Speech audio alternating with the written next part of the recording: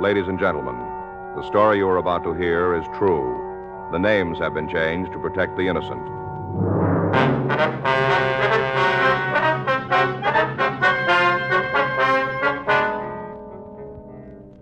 You're a detective sergeant.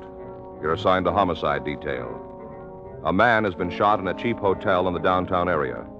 There's no apparent motive for the attack. No lead to the identity of the assailant. Your job? Find him.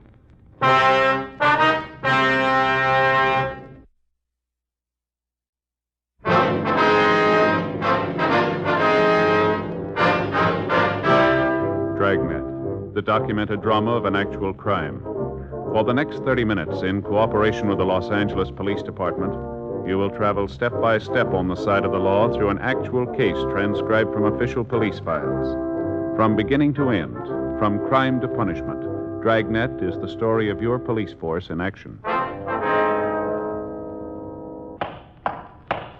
It was Tuesday, January 11th. It was cold in Los Angeles. We were working the day watch out of homicide detail. My partner's Frank Smith. The boss is Captain Lorman.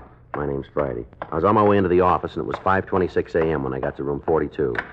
Homicide. Yeah. We just got the call, Skipper. Oh, he's on the way in. That's right. Oh, wait a minute. Yeah, here he is now. Uh-huh. No, I haven't called him yet. Well, I didn't say anything. Okay, we'll keep in touch with him. Right. Bye. What do you got, anything? Yeah, shooting over on 5th. As soon as I check the crime lab, we can roll on it. Who's the victim? Guy named Arthur McNeil. WMA, 62 years. Did you say anything? No, he ran out. Huh? 6 bullets in his head.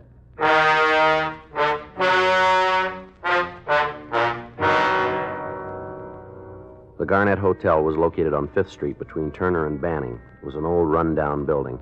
A wooden sign over the entrance advertised rooms, 75 cents per night, weekly rates available. Frank and I climbed one flight of wooden stairs that led to the lobby.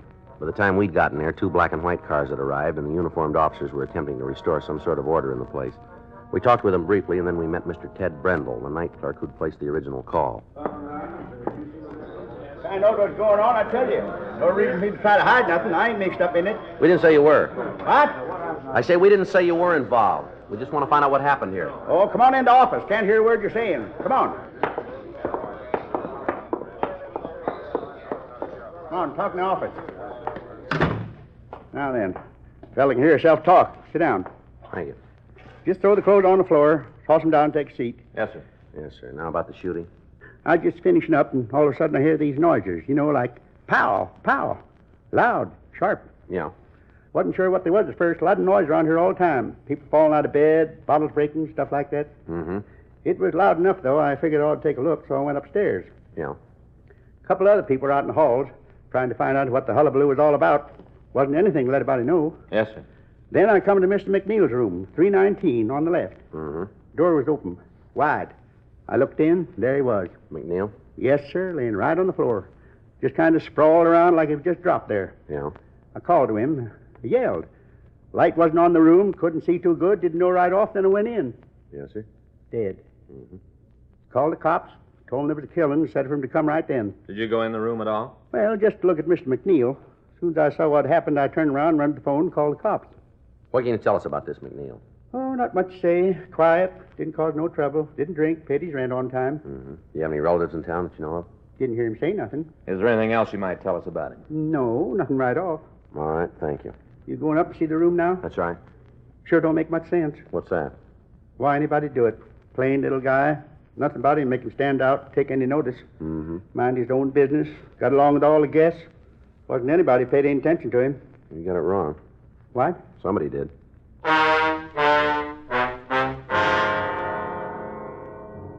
6:12 a.m. The crew from the crime lab arrived and began their investigation of the murder room. A canvass of the area was started in an attempt to find somebody who might have seen the killer. Frank and I went up to room 319. The appearance of the room indicated that there'd been a struggle before McNeil was killed.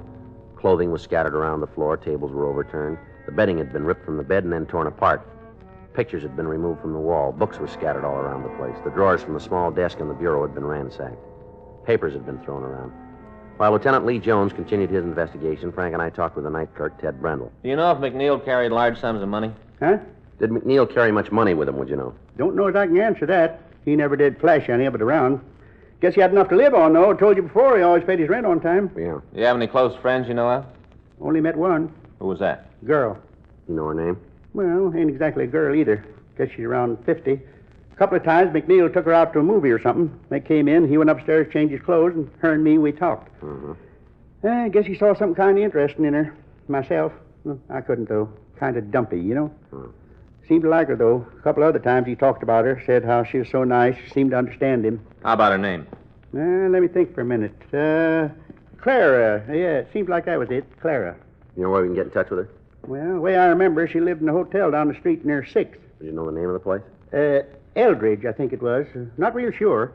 If you ask down there, they ought to be able to tell you, though. Name's Clara or something. What if we could use your phone? Sure, in the lobby downstairs. I'll call. All right. Hey, you gotta have a dime. It's a payphone. Yes, sir. Gee, they sure made a mess. Did McNeil get much mail while he was here? No, a couple of letters. You know who they were from? Some law company here in town. Must have been good. You know how they have the name printed up in the corner of the envelope? Yeah. Embossed. Must cost him something. You remember the name? No, can't get a picture. Did McNeil drive a car? Used to take a streetcar to work. Know that because he used to talk about the people he met. He got real sore when it rained. Told me he couldn't stand the smell of wet wool. Said there ought to be a law that nobody could wear wool clothes when it rained. Yeah. He was a funny little guy. Got real definite ideas about things. That so? Oh, yeah. Made up his mind and stuck to it. Like the envelope. Well, what's that? The envelope he had a couple of days ago. Wanted to put it in the hotel safe. Told him he didn't have one, just got the steel boxes. You know, one for each room in case the guests want to check something. Yeah. And we got those. And when he found out, he decided to keep the envelope himself. He tell you what was in it? No, just acted kind of mysterious, like it had something real valuable inside. When he found out there wasn't safe, he told me he'd keep it with him.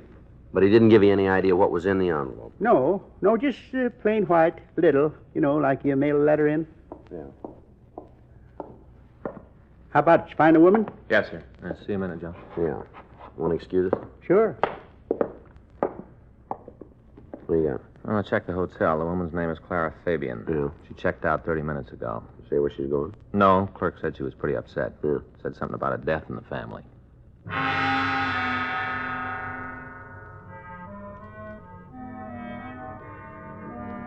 Frank and I went over to the Eldridge Hotel. We talked to the manager, and he told us that the Fabian woman had left hurriedly. We checked her room, but we found nothing to indicate where she might have gone. We called the office and had the name run through R&I. We found she had a record listing several drunk arrests and 2 convictions on bunco charges. Her picture was pulled and shown to Ted Brendel. He identified her as McNeil's friend. From her package, we obtained the name of a sister living in the Los Angeles area. 7:21 a.m., Frank and I drove out to talk to her. At first, she refused to tell us anything, but after questioning, she admitted that she'd heard from Clara Fabian that morning. She'd called to say that she was checking into a hotel on South Spring Street. When we got to the place, the desk clerk told us we'd find her in the coffee shop. I guess that's her. Yeah, matches the description. Yeah. Clara Fabian? Yeah. What do you want? Police officers would like to talk to you. I want nothing to do with no cops. This is my partner, Frank Smith. My name's Friday. I told you, I don't want to talk to you. Go away. Afraid we can't do that. Why? Some kind of law? Don't know what you're after, but I ain't going to help you. And my fella guys like you all the time giving me nothing but trouble. I'm clean. Don't owe nobody nothing. Now leave me alone. You know a man named Arthur McNeil? I'm going to get out of here. All right, Miss Fabian. If you don't want to talk here, we'll go downtown. What about McNeil? You know him? Yeah, When'd you see him last? about midnight. Where? We had dinner. A couple of drinks. I drove him home. How well you know him? He wants to get married Do you know where he worked? at his own place. Some kind of chemicals. Can you give us the address? What are all the questions about? Something wrong? Police matter. Why don't you tell me what this is about? Questions you're asking. For all I know, I might be saying the wrong Well, if you thing. tell us the truth, you won't be saying the wrong thing. Well, will I you? got your word on that. What's the matter? Something happened to Arthur? Yeah, What? he had an accident. Where? Down at the chemistry place? No, at his hotel. What did he do? Fall down the stairs? No. Wouldn't be surprised the way he lushed up last night. Boy, I never saw him so Is loaded. that so? Yeah. A couple of drinks and he's on his way to outer space. Only takes 2 or 3. Mm-hmm. He had more than that when I met him. Some kind of a celebration. What for? Hmm? What was he celebrating? Some kind of an invention he was working on. Told me it'd taken him over 5 years, but he did it. Said we'd be on Easy Street. Big pictures about the money pouring in, all we could use. Yeah. That's what caused the fight. Mm-hmm. You see, all the time we've been going together, he's been giving me that line about lots of money. How he was going to make this invention and be a millionaire all the time, talking like that. Yeah. One look at him and you know it was all in his head, nothing to it. I told him to stop it. Told him 100 times, didn't do any good. Finally blew up. I couldn't take no more. This was last night, huh? Yeah. We had dinner and he showed me an envelope. Said it was the invention in it. Big deal. He was going to be rich.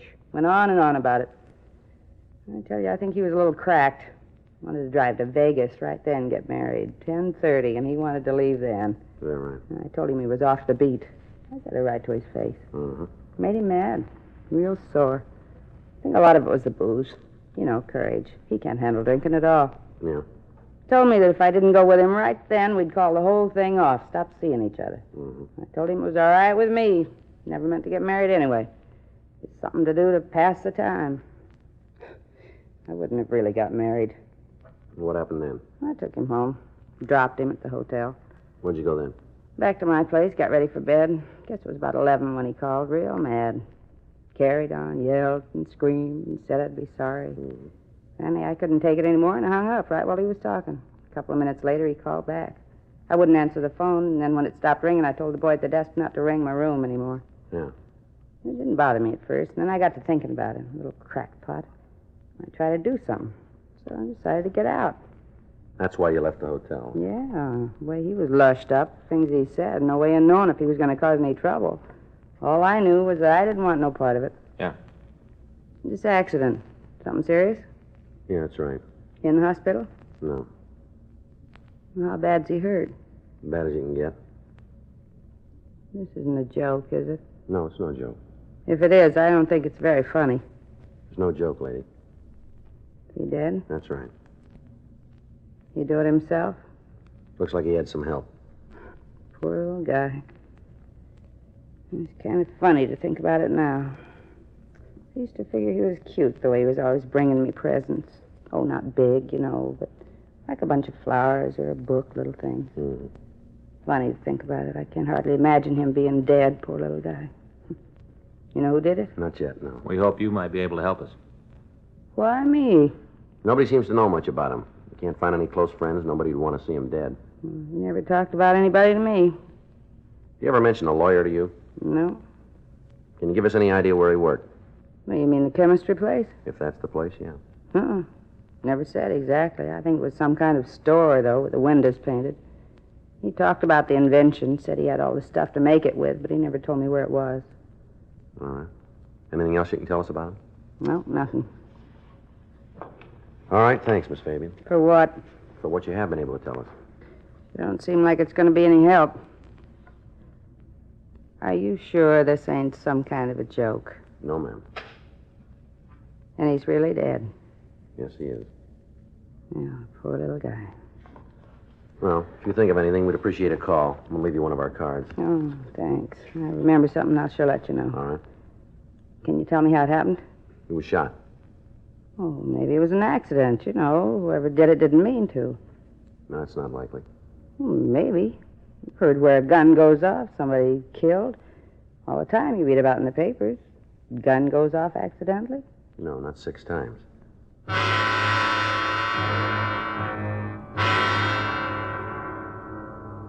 Frank and I went back to the office. We called the crime lab and talked with Lieutenant Lee Jones. He told us that they'd been unable to find anything we could use at the scene of the killing. He said that the victim had been shot with a .38 caliber revolver. In going over the room, his crew had found several items of value. In light of this, there was the possibility that the motive for the killing was not robbery, as we'd thought before. Lieutenant Jones said that the coroner had called, and he'd said that he'd found over $100 in cash on the body of the victim, also a wristwatch and an expensive ring. In one of the pockets of the coat McNeil was wearing, the crew from the crime lab had found an address book. Jones said he was sending it over to us. The canvass of the area had netted us nothing. None of the people in the immediate vicinity had seen anything out of the ordinary at the time of the killing. We contacted the stats office and asked them to make a run on the method of operation. Until we could come up with a motive for the slaying, there was little we could do to apprehend the killer. Additional men had been sent out from the office to interrogate the other people in the hotel. They reported that they'd found nothing to aid us. 10:47 a.m. Well, we're sure building zeros. We sure are. There's not much to go on. Nothing. I got it. Homicide, Friday. Yes, sir. That's right. Well, how'd you hear about it? Yeah. Yes, sir, we would. What's that? All right. As soon as we can get there. Yes, sir. Goodbye. Might have a break, maybe. Man says he's McNeil's lawyer. What's he got? First step. Huh? The reason McNeil was killed.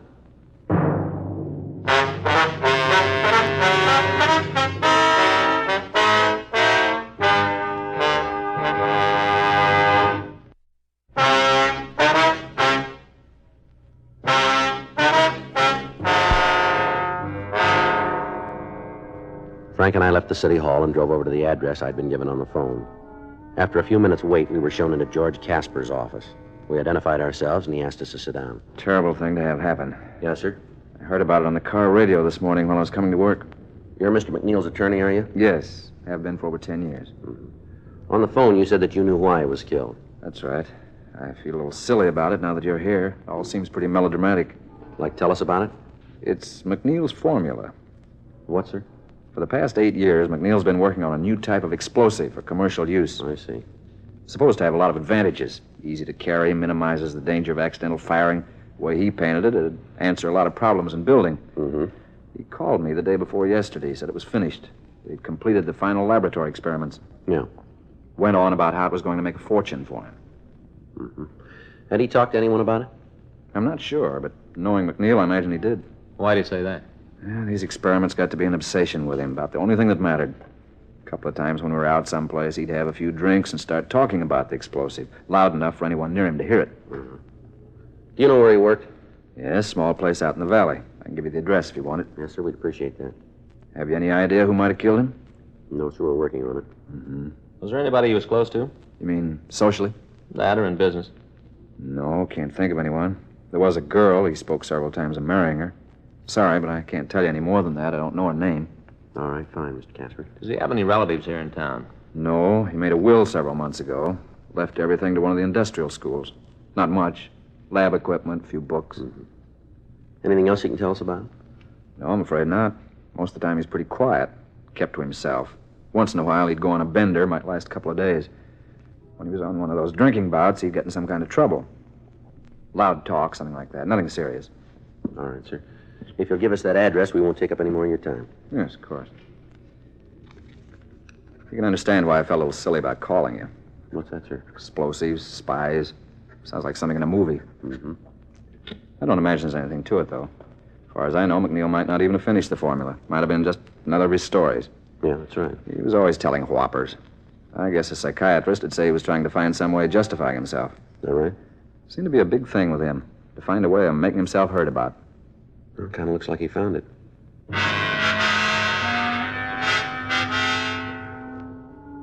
Frank and I went back to the office and met with Captain Lorman.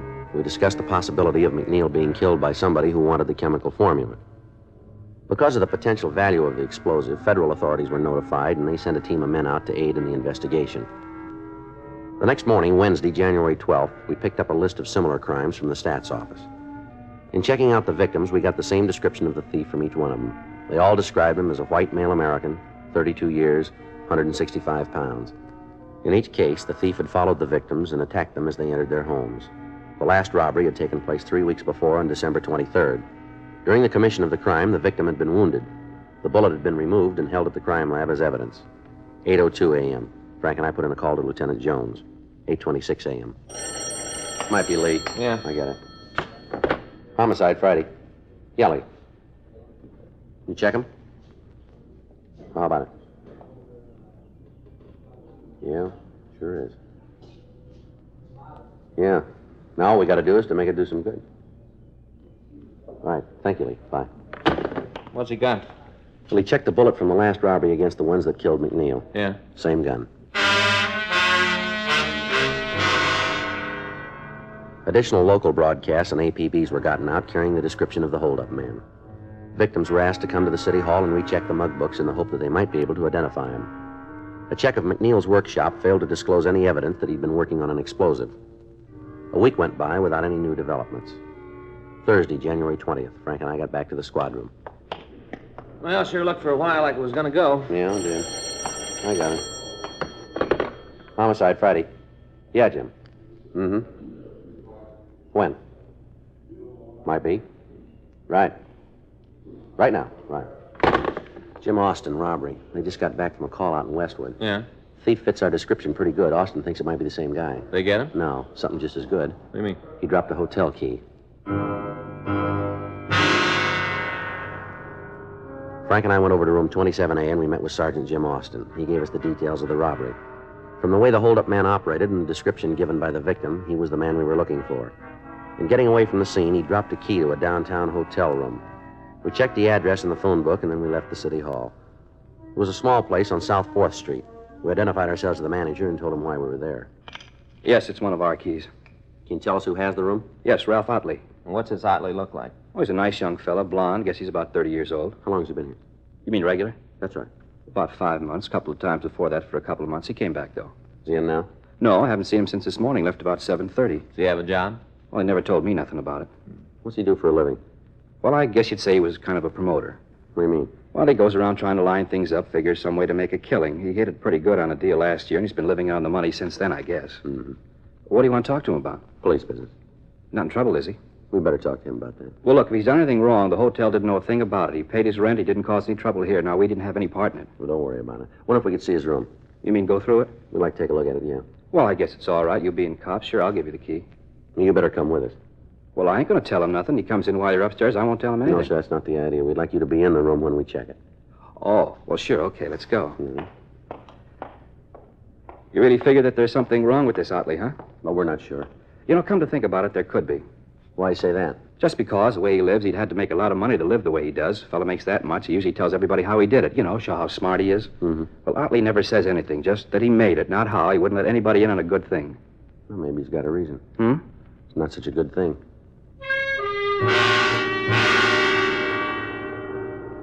In the company of the manager, Frank and I checked the suspect's room. In one of the bureau drawers, we found a box of shells for a .38 pistol. There were also several items that had been listed as stolen in previous robberies. We returned to the lobby of the hotel and we waited for Otley to come in. 4:30 p.m., 5, 5:30, 5:45. Joe. Yeah. Hi, Sid. Hello, Mr. Otley. Hey, I lost my key someplace. You got another one? Yes, sure, I have. Might have left it in the room. I'll check. Sure. Now, let's go. Yeah. Any calls for me today? No, sir, no calls. Stand still, Otley. Police officers. Hey, what are you doing? Don't turn around. I'll shake it. Yeah. 38 revolver. Hey, what's this all about? I haven't done Get anything. your hands back of it. Hold still. You know you got the wrong guy. You keep telling us that. Take him in for robbery, huh? That's one of them. What do you mean? We're booking you for suspicion of murder. Robbery, that's all you got me for. I'm not going to stand no killing beef. You keep believing that. I will. You're going to tag me with anything more than a 211. No, let's go. Grab him, Frank. Wait a minute. Hold it up, Otley, or I'll shoot.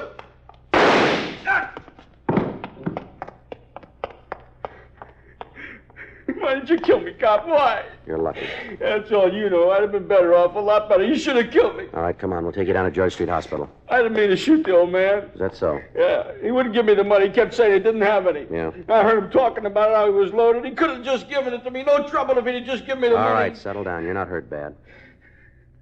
Well, he started yelling. I had to shoot him. I had to. It wasn't any other way. You should have killed me. That's why he took off, so you'd kill me. I wish you had a... Well, don't worry about it. Huh? Maybe it'll turn out that way.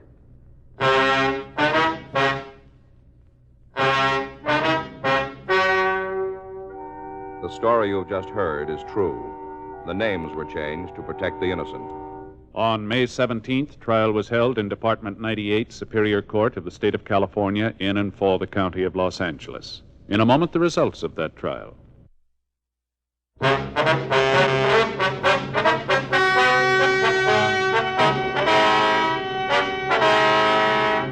Ralph Neville Otley was tried and convicted of murder in the first degree and received sentence as prescribed by law. The jury returned a recommendation of mercy, and the suspect was sentenced to life imprisonment at the state penitentiary, San Quentin, California.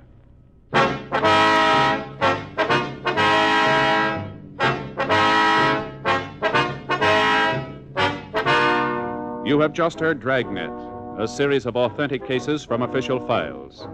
technical advice comes from the Office of Chief of Police W.H. Parker, Los Angeles Police Department.